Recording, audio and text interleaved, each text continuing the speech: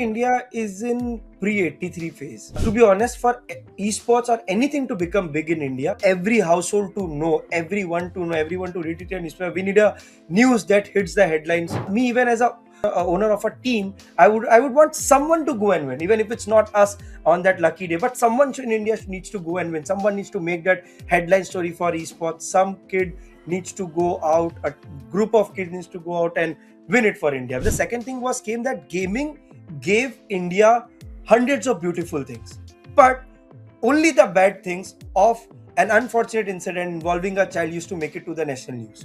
So I think if you show something always in a bad way, then the perception is never gonna change. Can't really say that the government immediately can swing a wand and do some magic to make us popular. Just relying a lot on what they do with the education regarding the law that has been passed. Do you think esports can be part of India's mainstream? I think it has to be. I think it's not about a matter of can. I think esports will make its way, and it would be like a matter of must. That how can you ignore this? So I think that is how I look at it. By 2030, I think we have still 5 more years to go. So definitely esports will make it there because it will be a medal event in everything. There is a medal. It's gonna be a medal event in Olympics, Commonwealth, Asian Games. So how are we gonna ignore all of that? And how are we? And until how long will we continue to randomly select talent who represent India and not develop skillful talent who can win it for India? Welcome to TI Sports. Esports is India's next IPL moment. Will it be? Joining us is Animesh Agarwal, aka 8-Bit Thug, one of the biggest names in global esports, has helped build S8UL into India's most successful esport organization. We will be breaking down the global esports economy and where India stands in this fast-growing industry. So, welcome, Animesh to TI Sports. Thank you so much, Vinit. Pleasure to be here. So I'll just right off the bat, I'll ask you. I mean, you've gone from India's first entry into EWC into the club partner program to returning as a contender. What has really changed for S8UL between 2025 and 2026? I think the first thing, like when we talk about EWC, we're talking about a global convergence of all different games, the best teams of the world coming together in a city for a 2 month festival in Riyadh. So I think the first thing that changed is the global mindset, the mindset of going global that we had starting 25. When we applied for EWC, we were like, okay, we are testing grounds. We do want to make it this year, but I guess we are not, and maybe we are running for 26 or 27. But when we got it, I think everything became fast paced. Our plans for 3 years had to be covered in 1 year, expanding from one country to 8 different countries, from two esports titles to 14 different esports titles. So I think what changes the pace at which we work, and also the mindset towards getting esports accolades. I think starting of 25, us being as one of the only team to win content group of the year 4 times back to back, a lot of focus, I wouldn't say has shifted, but I would say has expanded towards achieving our esports dreams and making S8UL as a front pioneer in esports from India, representing in a global, at a global scale. So I think that is what has changed the mindset that we had towards competitiveness, about towards tournaments, towards our global plans. It has paced up a lot. So, anyways, you talked about global plans, you talked about expansion. So, what exactly really unlocks for an organization like you to being part of the Sports World Cup Club Partner Program again, or 2 years running and now. So, what really it unlocks for organization like SAQL? Right. I think, if I take my key takeaways from last year was definitely our team was stress tested. Us being a small team of working people running the organization, two teams sitting out of a boot camp in Mumbai, suddenly expanding in 10 different nations, running 13 different titles. I think what it really helped us to feel the stress and try to see how we overcome it, how we're able to get out of it. And I think it also unlocks seats at tables which are coveted. Being as a young entrepreneur, when I started 7 years back, I looked up to so many teams, so many games, so many players, so many co-founders were an inspiration. I think getting a seat at table, getting to learn from their experience, getting to know things, getting to know about games and cultures and ecosystem that I cannot from the online world, or not being a part of EWC. I think being a part of the club program is a very coveted circle of elites of the esports world that come together. And I think it's like call it like they call it very correctly. It's a club program because clubs are coming together. Who's are coming together. The exposure they give you, I think it's unparalleled. You don't get to learn more about esports within a span of 2 months in your life than you get to learn in EWC. I think it's a lot about experiences that matter. Obviously, money is remains a concern because they money remains a award because they fund us. But then I would say that the experience that you get, the way you're tested, the way everything is tested about your team, about your organization, it's a real check of the foundation, to be honest. So I think we really came out with flying colors, and it really helps us to reassess what we do next, move forward confidently. So reassessing next is something that I'll pick on. I'll dial it a bit back, kind of zoom out. You mentioned about India. You mentioned about the kind of titles that India play. So for somebody from India who's not that much into esports, if you had to explain esports to, let's say, traditional sporting audience, is it closer to a cricket league, Formula One style team, or an entertainment IP? How would you really define esports in that I manner? think very much close to cricket leagues, I would say, because that way teams are structured, everything is a private entity, not really governed by anyone, except that the publishers are the, I would say, the bosses, because they run the game, they own the game, it's their rules. But more or like a franchise league, because there's technically everything is a private entity. So I would say, think of like we run franchises, except that we are in multi-sport. We are a multi-sport franchise. Then, if I would want to also touch, if you look at the glamour and excitement, the thrill, the adrenaline, I would bring in a hint of Formula One. And if you talk about the drama and everything, then we have the entertainment IPs. So I would say it's a culmination of everything, a one-stop shop. We've seen, globally, it's such a huge thing. Esports, one of the growing markets. What has been, for you, the biggest revenue drivers in esports today? Is it sponsorships, media rights, in-game ecosystem, and a very big part of it being the creator economy as well?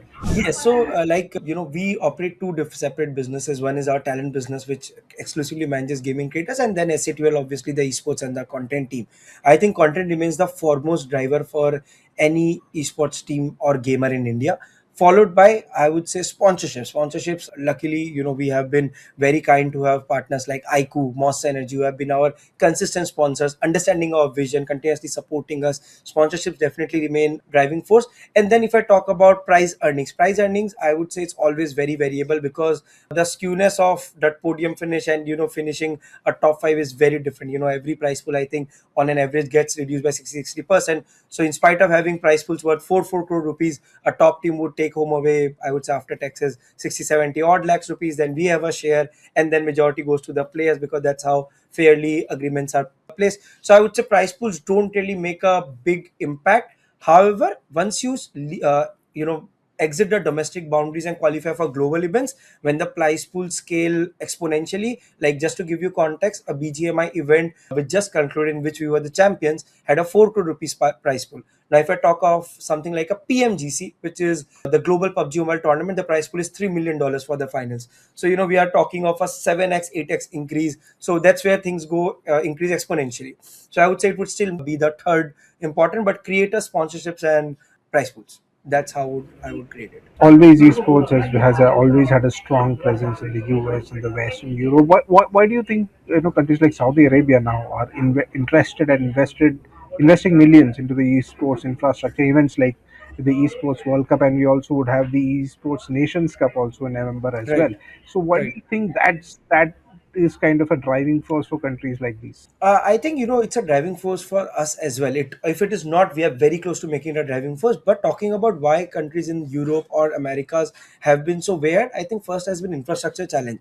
We have had esports tournament in the US dating back to end of 90s. So we are talking about, and India, if I look at it, the first big events. I know Nordwin has been doing events for quite a bit, but it came to the forefront during the post Geo COVID areas, when gaming just became a household thing. Everyone started watching. So we are late by 25 years. So obviously, if you're late by 25 years but moving by leaps and bounds, we are adapting it by leaps and bounds. I think we'll be there, and it's going to take time, and that is why we are behind. So if anything that arrives to our country late by 25 years, we cannot expect things to change overnight or over just a couple of years. And the biggest reason, I think, why countries like Saudi Arabia, etc., are adopting it, because I'll go back to your previous question. Cricket league, F1, entertainment, you get everything in a one-stop shop. You come to a esports arena, you see the thrill, you see the, our last win at BGIS, which we just won 12 days 15 days ago. If you look at that last game, someday you'll realize what thrill I'm talking about. Our win was dependent on another team defeating another team. So it's such a complicated adrenaline based technical thing that cannot be found in a single sport. It's such a culmination of everything that is why it becomes a very good adoption as a mode of entertainment industry, as a part of entertainment industry. And we know Saudi has been heavily investing in everything entertainment. They've acquired WWE, they acquired golf, so why not esports? Why not esports as well? They're getting their hands in at everything. So Right. I'll come back to the point of India, and India being looked at as a potential huge market for esports. I think any kind of sports economy you look at, India is probably the go-to place for everybody. Is India currently in its pre-IPL phase, if I have to put it, when it comes to esports? I would say India is in pre 83 phase. I mean, like, to be honest, for esports or anything to become big in India, I think it's big in the sense, see, esports is big. But for every household to know, everyone to know, everyone to read it in newspaper, we need a news that hits the headlines of your publication, maybe. It has to be on the headlines that this happened. We haven't had our moment of 83 in esports for India. And I think that is what we are missing. There needs to be some Indian team or some India player that goes out, wins a medal for us or wins a global championship, and then like that's the moment we are all waiting for. For couple of games or even more, I think India has trained well enough over the last 6 7 years. Even though we have had our share of bans, we had our share of everything. Like we have seen everything. So yeah, I think we are waiting for that moment. And what is that moment to be exact? I mean, where does that massive gaming moment for India arrive? Is it global success, or is it something else? Are the I think it's investors global coming in? success. It has to be global success. People, if you talk about fans, if you talk about viewers who look up to their idols or teams, I think everyone wants to see a global trophy coming home. Like imagine 10 different games, maybe not even 10. If India plays 6 different games actively in esports, we haven't had a global trophy, a winning trophy, a gold finish, even in one. So I think that is where what is missing. Everyone, like us, me, even as a owner of a team, I would want someone to go and win, even if it's not us on that lucky day. But someone in India needs to go and win. Someone needs to make that headline story for esports. Some kid needs to go out. A group of kids needs to go out and win it for India, because that is what we are awaiting. The moment is just that, a global trophy, and preferably in popular titles. I'll go back to one of the interviews that I was doing with Mike McCann. He mentioned like India has a huge market, but it's very much restricted or very much towards mobile gaming. How critical is mobile gaming to India's esports identity? I And think follow up to that, you talked about the bans as well. How it has kind of disrupted that momentum as well. To be honest, bans always disturb the moment, but then when we are talking about national security, I think that concern can go for a toss, because we also, like, for us, we were peaking when PUBG Mobile got banned for the first time. But then if it's about NSA, then we actually let go of everything and bring our country's importance to the forefront. But it does hamper the progress. However, it does hamper a lot, because if you're talking about games like back in the days when we had PUBG Mobile, or back in the days when we had Free Fire, those games used to run in the veins of Indians. We are I think more than 90% first mobile gaming market. Like 90% of the gamers in India, beyond 90%, are mobile first. And we are talking about the two most popular titles getting banned, and then a lot of other games getting banned. So it definitely hampered progress. But then I always believe that everything happens for a reason, and all's well that ends well. This year looks very amazingly good. We have had seen the comeback of a lot of titles, a lot of OG games, like we call it, the real games which are so popular across the globe with such massive prize pools. Such great tournament circuit are coming back to India, have been launched. So I think we are looking at a great moment again. I think 26 could be the year. But do you think it needs to change as well from only just mobile titles? India or the Indian esports ecosystem needs to diversify also to get that global success, as you had mentioned earlier. 100%. If you talk about a format like ENC, where 16 games are played, if you look, it's a very clear demarcation between mobile titles and PC titles. Now, if you try to go and hunt for PC players, we know there could be a set of group of 10 good boys who play one of those games, but you cannot have a country of 100 crore, only 10 people are playing good at one particular game. We should have been everywhere. So immediate need for diversification, but then we need also have this concern, like if the growing prices of graphics card, growing prices of chips and everything, and also always looking at how Indian economical demographic work, affording a PC growing up was always a problem. And that is the reason why we are a mobile first country. I mean, like, I believe that gaming PCs on an average today, I don't see coming costing less than 130k, 140k. That's today. So just imagine how difficult it's gonna be for us to transition towards that. However, I believe that there's also a core problem of there not being a wave of PC games. I think it's a cultural problem that how us top gamers evolved ourselves. I don't know. There has been some miss somewhere which we somehow try to still figure out, but we haven't been able to figure out कि कब क्या हुआ कि PC games pickup नहीं हुई. But I think I believe that let India's gaming industry breathe the way it wants to breathe, grow the way we want to grow. We have already been late by 25 years, already had ban waves of top games. So let people be, and let's focus on what we have in hand, and try to work parallelly. What happens with the PC scenario? You in a way are saying like India has the talent and it just needs that global consistent success. But what is has been the biggest gaps for you? You did mention about the bans, you did mention about the cost and why it is a mobile first country. But beyond that also, what you currently see, from a biggest gap point which needs to be, shortened or needs to go away. I don't ask for a governance structure, but there needs to be structure in everything.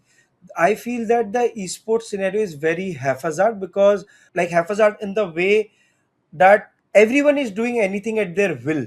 So if I'm a guy sitting at home who is not a part of S8UL, I just play the game casually. I think we don't have a roadmap of how that person can end up representing India, and that is what I mean by everything is happening haphazardly. So I think unless we have a structure like we have in sports, for every sport you play district, you play your state, then you play nationals. If I talk about cricket, you play Ranji, you will play different thing. You have scouts coming from thing. Now IPL remains a very big platform for players to get pushed to the national team. So I think there's a structure. In esports, there is no correct talent scouting program. There is no structure for how newer younger talents can make it to the top, because that is how it is. So I think, and I am not saying this can happen in the next couple of years. This is gonna take time, but that is the biggest gap. And especially if you talk about very developed countries, like developed in terms of esports, like something like a Japan or Korea. I was in Korea. I've been to China. I've been to Japan. The kind of like people are playing games on the run. Like if you see, like if I'm to a restaurant and if the waiter has a time for 5 minutes, he'd rather pull off his mobile and play a game. I've been to a cafe in Seoul, and I've never seen a gaming cafe like that in my life. So काफी उन लोग तो काफी आ गया, like they are way more advanced because they have a structure. Just recently, you can verify the news. One of the top players from South Korea, he goes by the name Faker. He had a commemorative stamp by his name that was given out by the country, by his own country. They released by his name. So that celebrated, that decorated, that structure, and this all celebration and decorations because there's a structure, there's an identification process, there's a grassroots to top process. So I think that is the way, like it runs in their gaming runs in their veins. It's not about the game, it's about gaming. So I think in India we are moving at a great speed. I don't have any complaint, but this is what the gap is, and gap is obviously gonna take time. When you're late 25 years into the party, you need to age. Animesh, isn't it also a true fact that in India it's also about a perception game as well, right? You look at gaming, you look at esports, of course, with that real money gaming part of it, okay, now it is gone, but even then the perception of एक बच्चा game खेल रहा है घर में. So do you think all those kind of hesitation or cultural obstacles that you're seeing that is also something you need to really go beyond, and what can be done to get that perception game changing? Right. So I think we need to have several pointers about it over what has happened in India over the last 7, 8 years. First of all, RMG blanketed us really well, calling themselves as an iSport, eSport, I don't know what, gaming, e-gaming, random names they used to give themselves to, successfully bond with us. And then it came, the second thing was came that gaming gave India hundreds of beautiful things. But only the bad things of an unfortunate incident involving a child used to make it to the national news. So I think the if you show something always in a bad way, then the perception is never gonna change. So I think Proga at least solves one thing for us, and next is in the hands of media. I mean, like we have had such great moments, such great global representation, such proud moments. Meeting the honorable prime minister, such peaks for our industry. So very few news of out of all of these made it to the national news. So I think when you show something always in bad taste, then it really hinders the progress. So I think that has been the problem of perception. People know me, people know when I walk industry, people know my players, people know some of the top gaming creators, they know what they are doing. But a perception की अगर बात करोगे ना, तो it's always been external forces that have not been successfully able to give esports the correct limelight. Gaming has always been put in the majorly has been put not always in the bad limelight is what the problem lies. Just to follow up to that, do you think the creator economy, the way, for me, somebody like who's not knee deep into esports, he's an avid follower. For me, somebody like a creator, like, just to give you an example, pile gaming. Do you think these kind of content creators or economy would also help you fight that perception game as well? I think they definitely do. Because they become the mouthpiece of the industry. If you talk about tournaments, if you talk about esports, definitely there is attraction, there is viewership, but mouthpiece always remains the people who bring in the views. So when we talk about creators, they are the heartthrob of an esports industry. They are the heartthrob of gaming in general. Content remains the king. In when we do esports, we always search for content. Formula 1 is content first. So I think content remains the king, and they remain at the driving seat of every entertainment industry. Anything that involves entertainment, content remains the king. For you, what do you think the government's role should be in shaping esports? From recognition, you talked about structure. So what about infrastructure, maybe the education, and even I from a policy I think support Proga point is of a view? very good step. Definition of esports was a very, very good step by the government. Now I think there are intrinsic problems regarding in terms of it's like you tell that there is Proga, you define esports, but then still people still don't know. I still face trouble from my banking partner when we are getting a prize pool from a foreign country because they don't understand esports. Now I cannot solve it. You're understanding? So I think before I go to such extent कि we should have a coaching trainer in district level, ये वो उससे पहले तो there are basic problems. ये जो प्रोगा जो अभी आई है, this should be implemented at whole force. There needs to be more marketing around it. There needs to be more education about esports. And once someone understands that what esports is, maybe that person would go back home and ask his child, do you know about it? Can you become one of the esports player? So I think the first thing is that culturally, if you want to make esports a household thing, there has to be more steps in making it more popular. More education is required about what esports is. More transparent and more clearer terminologies are required. Nomenclature is required for defining what is what. There should be no areas of gray. And I think it's going to take a little bit more time. I thought after Proga I was very happy that things would change, but it hasn't, because there's still people who are in confusion, still people in doubt, and just hoping for the best that it changes. So, and then eventually we have seen certain state governments take very good steps. I have seen certain governments do esports specific events. So I think hustle has started at the state level, and if it starts at the state, it's gonna penetrate deeper to districts. So it's gonna happen. It's gonna be a cultural movement that's gonna come up. Can't really say that the government immediately can swing a wand and do some magic to make us popular. Just relying a lot on what they do with the education regarding the law that has been passed. Absolutely.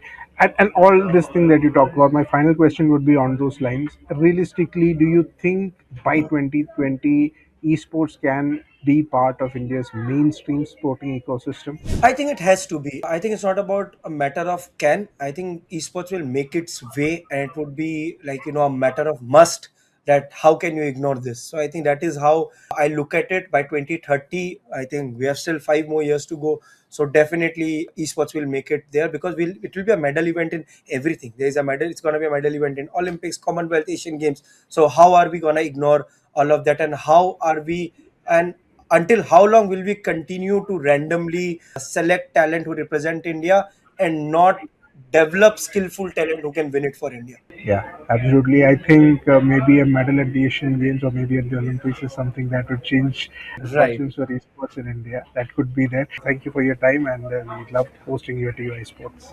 Thank you so much, Vinith.